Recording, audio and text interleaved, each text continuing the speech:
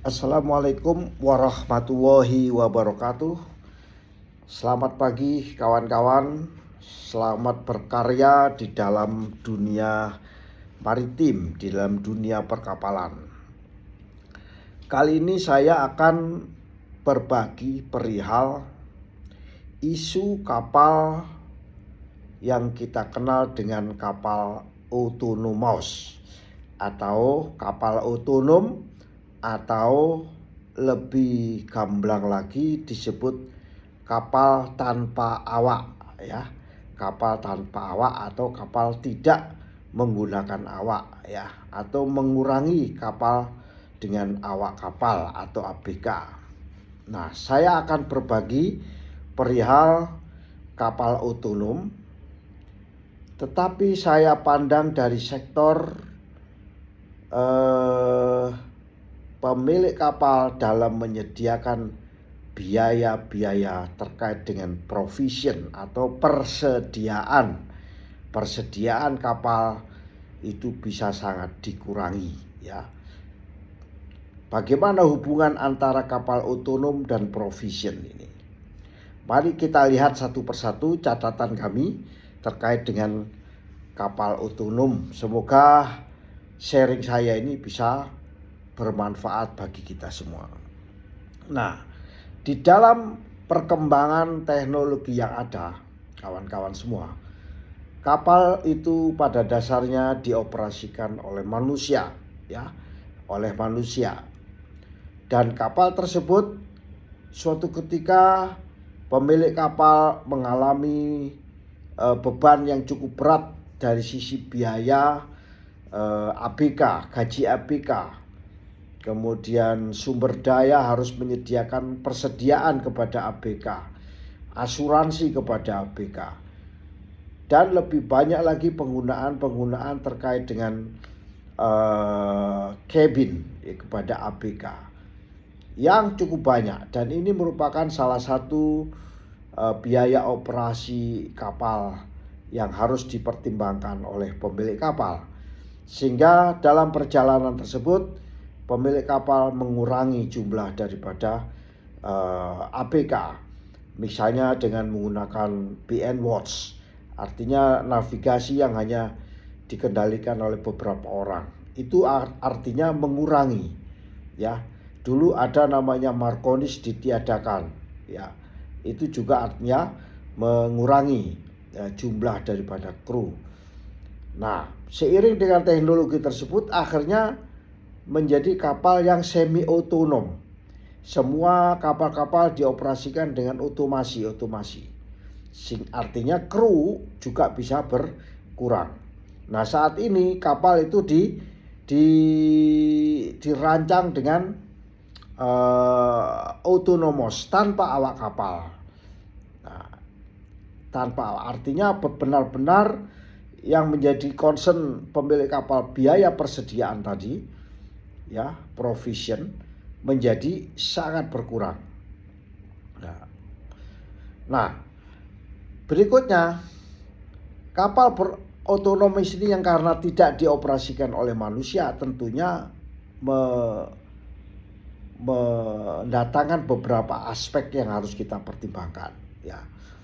Penggunaan kapal otonom dalam catatan saya itu adalah perkembangan teknologi. Tentunya banyak teknologi yang diinstal pada kapal tersebut yang potensial menghasilkan efisiensi, bisa mendatangkan biaya yang tinggi ya, investasi awal yang tinggi, tetapi bisa mendatangkan efisiensi ya. Di sisi lain itu investasi yang besar, tapi pada sisi yang lainnya lagi itu adalah efisiensi biaya ya, efisiensi biaya.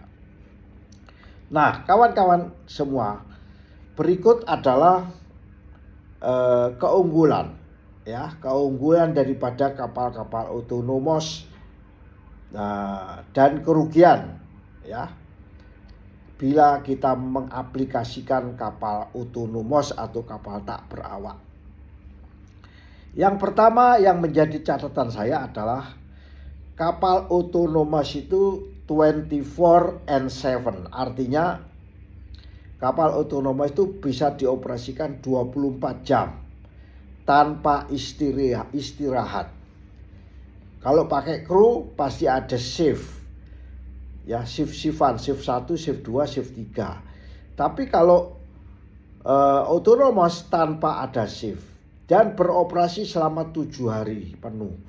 Artinya 24/7 ya.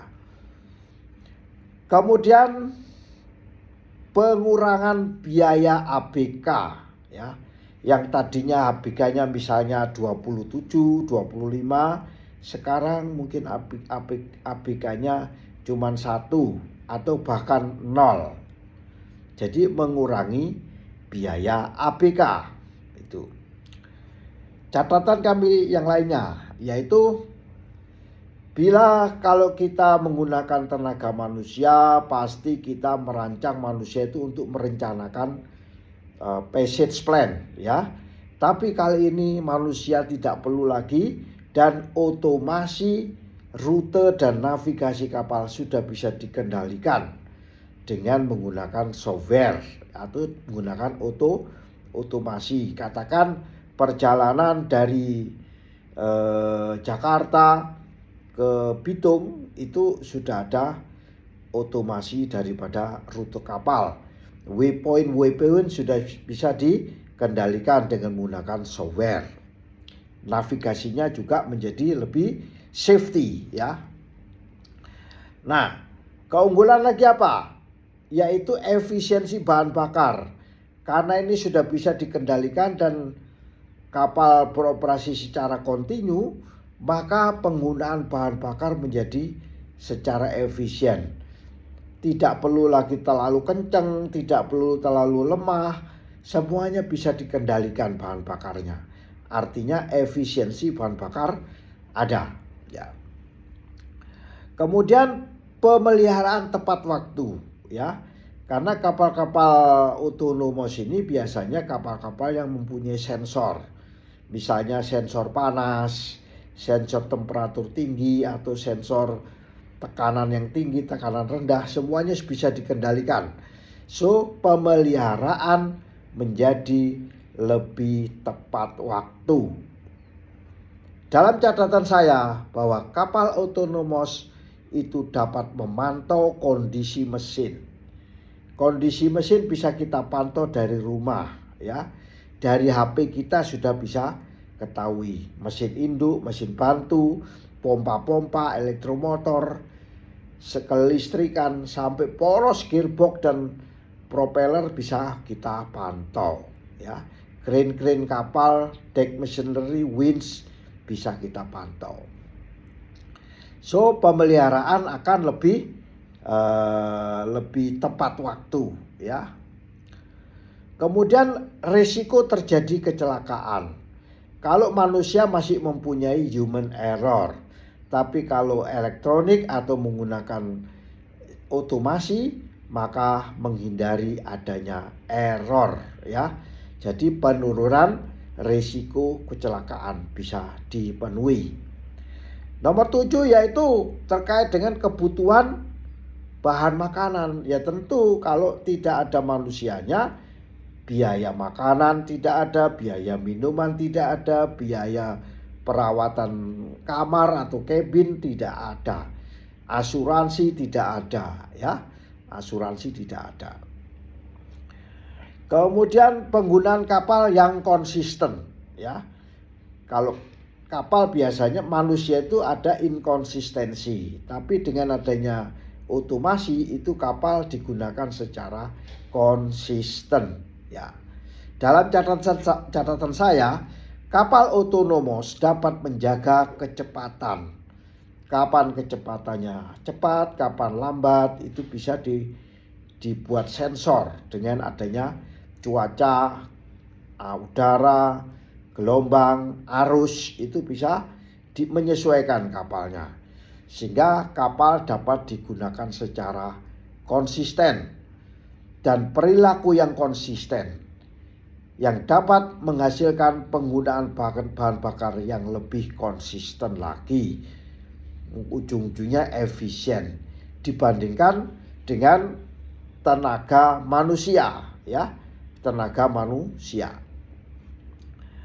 Kemudian kepatuhan dan kinerja yang lebih baik, ya.